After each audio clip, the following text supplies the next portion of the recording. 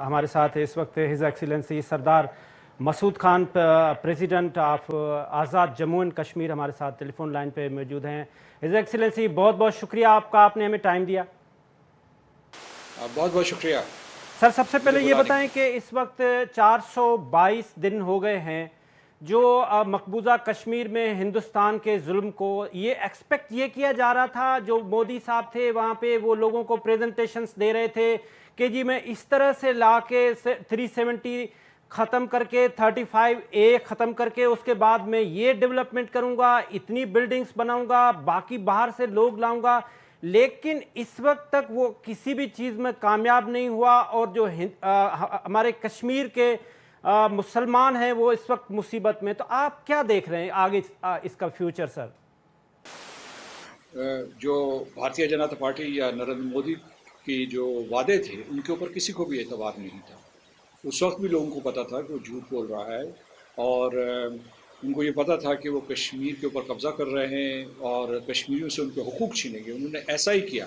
جو ان کے وعدے تھے وہ سبز باغ تھے جو انہوں نے دکھانے تھے، اور وہ اصل میں کشمیریوں کے لیے وہ پیغامات نہیں تھے، وہ ان کے اپنے جو ووٹرز ہیں ہندوستان میں ان کے لیے تھے، یا بھارتیہ جنتا پارٹی کے جو انتہا پسند ہیں ان کے لیے تھے۔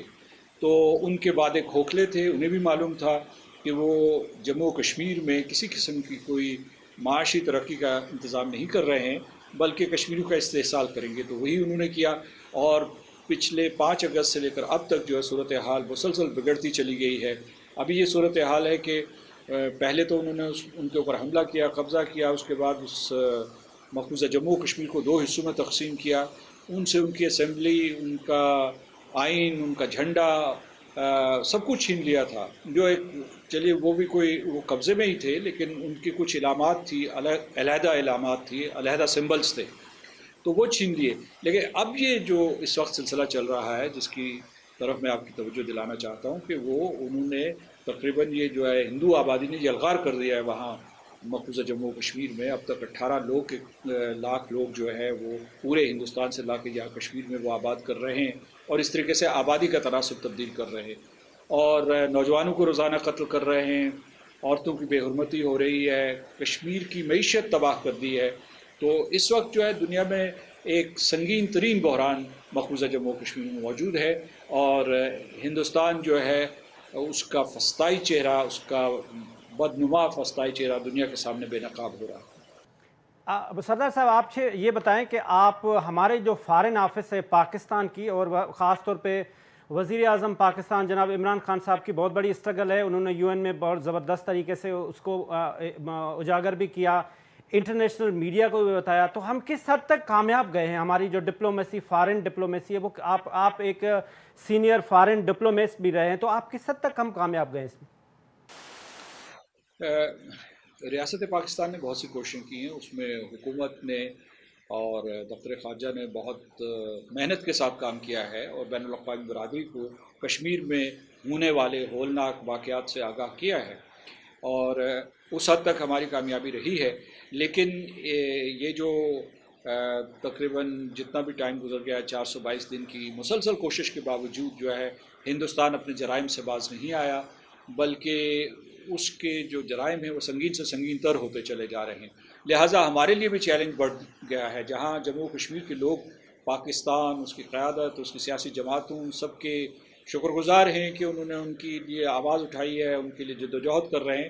لیکن یہ بات بھی اپنی جگہ پہ درست ہے کہ ہندوستان کا نہ ظلم ختم ہوا ہے، نہ ان کی وہ جو نوآبادیاتی پالیسی ہے اس میں کوئی کسی قسم کی کوئی رکاوٹ آئی ہے۔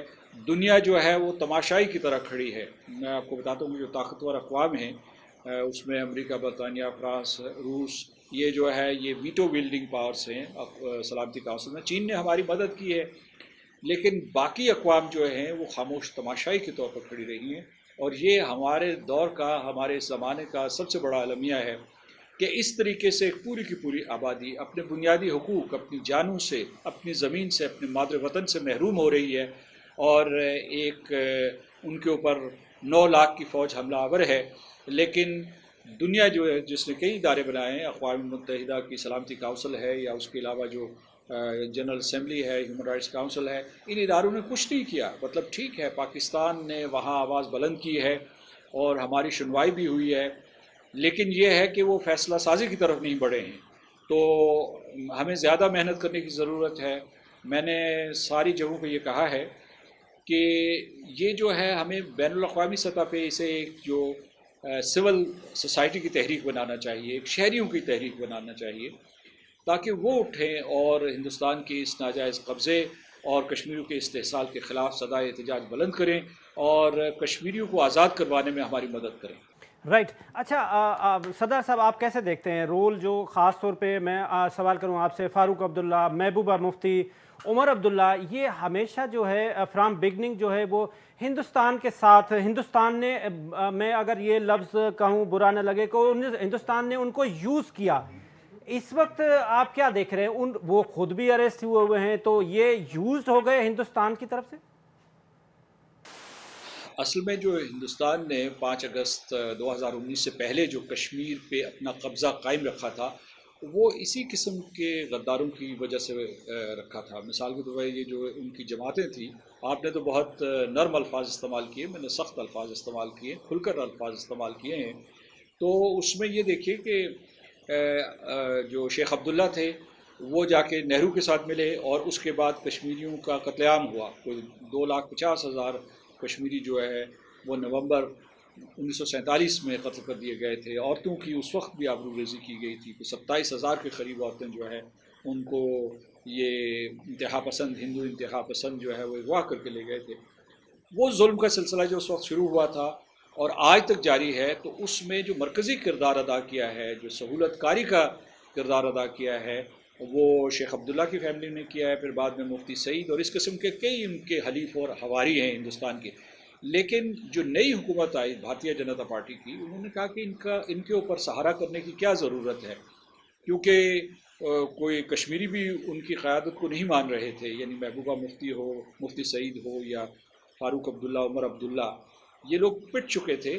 تو انہوں نے کہا ہم براہ راست حکمرانی کریں گے، اور حکمرانی کا انہوں نے یہ طریقہ سوچا کہ اگر مسلمان ان کے ساتھ نہیں ہیں، کشمیر کے مسلمان پاکستان کے ساتھ ملنا چاہتے ہیں، تو آبادی ہی بدل دو، یا آبادی کا تناسب بھی بدل دو تاکہ یہ قصہ ختم ہو جائے.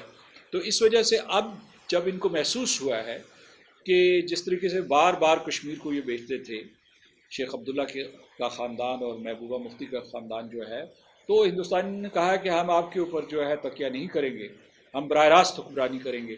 تو یہ اب اپنی جگہ بنانے کی کوشش کر رہے ہیں کہ دوبارہ سے کوئی موقع ملے تاکہ کشمیریوں کو اور کشمیر کو بیچا جا سکے ہندوستان کے سامنے. اچھا، پھر یہاں پہ میں آپ سے ایک یہ سوال رکھوں گا کہ اگر آپ یاسین ملک، آسیہ اندراوی، شبیر شاہ، سید علی گیلانی، ان کا رول کیا رہا اور اب کیا صورتحال ہے؟ ان کی جو اسٹرگل ہے کس حد تک کامیاب گئی اور ان کا فیوچر کیا دیکھ رہے ہیں ان 4-5 لوگوں کا؟ دیکھیے، جو 5 اگست سے پہلے جو ہے یہ ایک باقاعدہ ایک جو ہے ان کی الائنس تھی، جس کو ہم کہتے تھے کشمیر ریزسٹنس کے، جس کے جو تھا نا کشمیر قیادت جو تھی، حریت کی جو ہے مزاحمت کی قیادت تھی. تو اس میں سید علی گیلانی صاحب تھے، یاسین ملک صاحب تھے، اور میر وائز عمر فاروق صاحب تھے. تو اس طریقے سے کشمیریوں نے اتحاد کا پیغام دیا تھا، نہ صرف جو ہے کشمیریوں کو، پاکستان کو، بلکہ دلی کو دیا تھا، کیونکہ دلی ہر وقت ان کو تانا دیتا تھا کہ کشمیری خود جو آپس میں لڑ جھگڑ رہے ہیں. تو وہ یعنی یہ جو حریت پسند کشمیری تھی. تو ان لوگوں کا بہت ہی شاندار کردار ہے تحریک آزادی کے سلسلے میں، جدوجہد آزادی کشمیر کے سلسلے میں، خاص طور سے سید علی گیلانی صاحب کا. اور انہوں نے ہمیشہ جو ہے کہ واضح اور دو ٹوک موقف اختیار کیا ہے. یاسین ملک صاحب جو ہے وہ تہاڑ جیل میں قید و بند کی صورتوں سے گزر رہے ہیں. آسیہ اندراوی صاحبہ کا آپ نے ذکر کیا، اور جو درجنوں ہمارے قائدین جو ہیں وہاں زیر حراست ہیں اور ان کے اوپر تشدد بھی کیا جا رہا ہے. تو کہنے کا مطلب یہ ہے کہ ان کا کردار مثالی ہے، ان کا کردار مثالی ہے، اور وہ نہتے کشمیریوں کا، سویلینز کا کردار مثالی ہے، جنہوں نے اتنی بڑی فوج کے سامنے اس کے جبر و تشدد کے باوجود انہوں نے اپنے ہتھیار نہیں ڈالے. تو ہم کشمیری قوم کو بھی سلام پیش کرتے ہیں اور اس کشمیری قیادت کو بھی سلام پیش کرتے ہیں. لیکن یہ میں آپ کو بتاؤں کہ جس قسم کی ہندوستان نے اس قیادت کے اوپر پابندیاں لگائی ہیں، یہ ہو سکتا ہے کہ وہاں کوئی قیادت کا خلا پیدا ہو جائے. اور ہندوستان جو ہے اس کا غلط استعمال کرنے کی کوشش کرے. رائٹ. اچھا، جیسے 2019 میں ہندوستان نے CAA لایا، جو سٹیزن امینڈمنٹ ایکٹ لایا، جس کے تحت دنیا میں پرسپشن یہ گیا کہ جو مودی صاحب ہیں وہ ایک ہندو اسٹیٹ ڈکلیئر کرنا چاہ رہے ہیں، ہندوتوا ان کے جنون میں ہے. وہاں پہ 25 کروڑ مسلمان بھی رہتے ہیں. اگر ہم وہاں کی آبادی کو دیکھیں تو وہاں پہ تقریباً 79% جو ہیں وہ دلت ہیں، وہ اپنے ہندو ان سے سپیریئر اپنے آپ کو کنسیڈر کرتے ہیں. تو ان سارے سرکمسٹنسز میں پھر اس وقت کووڈ میں ہندوستان بڑی مشکل سے پھنس گیا ہے. جیسے پہلے انہوں نے آپ کا علاقہ بھی ہے بالا کوٹ، انہوں نے بالا کوٹ میں ایک اٹیمپٹ کرنے کی بھی کوشش کی تھی. تو آپ کیا سمجھتے ہیں کہ ایسا کوئی فالس فلیگ آپریشن یا ایسا کوئی اٹیمپٹ کرنے کی، اپنی ناکامی کو ڈائیورٹ کرنے کی ہندوستان کوشش کرے؟ دو سوال آپ نے پوچھے ہیں. پہلا بلکہ آپ نے تبصرہ کیا ہے کہ یہ بات درست ہے کہ جیسے وہ ہندوتوا کے پرچارک جو ہے یہ پیش کر رہے ہیں کہ جی ایک ہندو قوم ہے، تو وہ بات درست نہیں ہے. کیونکہ ہندو مت میں جو پورے کا پورے ہندو مذہب کو ماننے والے جو ہیں ان کو طبقوں میں تقسیم کیا گیا ہے، ان کو کلاس یا کاسٹ میں تقسیم کیا گیا ہے. تو باقاعدہ 4 کلاسز ہیں، اور ان میں جو پھر دلت جو آتے ہیں وہ زیریں ترین کلاس ہیں، جن کے شہری حقوق ہیں شاید ہندوستان کے آئین کے تحت، لیکن عملاً ان کے کوئی حقوق نہیں ہیں. اور وہ بھی ہندوستان سے، اور خاص طور سے یہ جو بالادست قوتیں ہیں وہاں، ان کے خلاف ان کے دلوں میں بہت زیادہ نفرت پائی جاتی ہے. میری کئی مرتبہ جو ہے دلت لوگوں سے ملاقات ہوئی ہے، تو ان میں کوئی اس قسم کی وحدت موجود نہیں ہے. لیکن اس کے باوجود جو ہے وہ ہندو فسطائیت جو ہے ان ہندوؤں کے اوپر بھی اور مسلمانوں کے اور سکھوں کے اوپر جو ہے مسلط کرنا چاہتے ہیں، جو آہستہ آہستہ اس کے خلاف آوازیں اٹھ رہی ہیں، بڑی مضبوط آوازیں اٹھ رہی ہیں. کیونکہ ہندوستان جو ہے اگر اس نے ہندوتوا کا ہی پرچار کیا تو وہ شاید بحیثیت ریاست نہ قائم رہ سکے. دوسرا، آپ نے یہ کہا کہ کیا جو دوبارہ جو ہے وہ کوئی کسی قسم کا فالس فلیگ آپریشن کر سکتا ہے ہندوستان.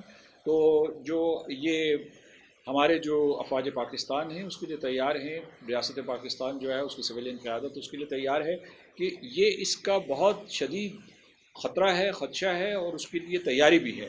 کیونکہ اور دنیا کو بھی آگاہ کر دیا گیا ہے کہ ہندوستان اس قسم کی منصوبہ بندی کر رہا ہے. اصل میں جب یہ چین کے ساتھ ہندوستان کا تصادم ہوا تو اس سے پہلے جو ہے وہ بڑی تیزی سے منصوبہ بندی کر رہے تھے کہ پاکستان کے خلاف کوئی جو ہے اسی قسم کا فالس فلیگ آپریشن کیا جائے، جیسے پلوامہ کا تھا یا جو ماضی میں کرتے رہے. لیکن ان کی توجہ بٹ گئی جب چین نے ان کے دانت کھٹے کیے جو لائن آف ایکچوئل کنٹرول کے اوپر، تو اس وقت بلکہ اور خطرات ہمارے بڑھ گئے تھے کہ کہیں جو ہے وہ چین میں ہزیمت کا بدلہ یہاں پاکستان سے لینے کی کوشش نہ کریں. لیکن پاکستان بھی تیار ہے، اور پاکستان کی افواج تیار ہیں، پاکستان کے عوام تیار ہیں، پاکستان کی تمام سیاسی قوتیں تیار ہیں. تو اگر ہندوستان نے اس قسم کی مہم جو کی تو اس کو منہ توڑ جواب دیا جائے گا. رائٹ. سردار مسعود خان صاحب، آپ نے آج ہمیں ٹائم دیا ہے. آج ہمارے KTN نیوز کی جو ہے وہ 30th اینیورسری بھی ہے. KTN news one of the leading channel of the Pakistan, especially ہم سندھ میں جو ہے وہ ہم نمبر 1 ہیں. تو آپ میڈیا کی آزادی کے لیے، KTN نیوز کے لیے کام کے لیے کچھ فرمائیں گے؟ میری آپ کے چینل کے ساتھ پرانی وابستگی ہے. گاہے بگاہے جو ہے میں مختلف حیثیتوں میں دفتر خارجہ میں موجود تھا، تو آپ مجھے انٹرویو کرتے رہتے تھے، اور میں آپ کے چینل کو ہمیشہ ترجیح دیتا تھا. آپ کا چینل نہ صرف سندھ میں دیکھا جاتا ہے بلکہ پورے پاکستان میں دیکھا جاتا ہے. اور میں اس بات کی بھی آپ کی تعریف کرنا چاہتا ہوں کہ جو ہے آپ صرف جو ہے ایک علاقے، ایک صوبے سے متعلق جو ہے موضوعات کے بارے میں گفتگو نہیں کرتے یا اس کے بارے میں کوریج نہیں دیتے، بلکہ آپ پاکستان اور پاکستان کے ہمسایہ ممالک اور بین الاقوامی امور کے اوپر توجہ دیتے ہیں، جس کی وجہ سے جو ہے KTN بہت کامیاب جا رہا ہے. میری طرف سے مبارکباد قبول کیجیے. سردار مسعود صاحب، آپ کا بہت بہت شکریہ، آپ نے ہمیں ٹائم دیا. Thank you very much sir. Thank you.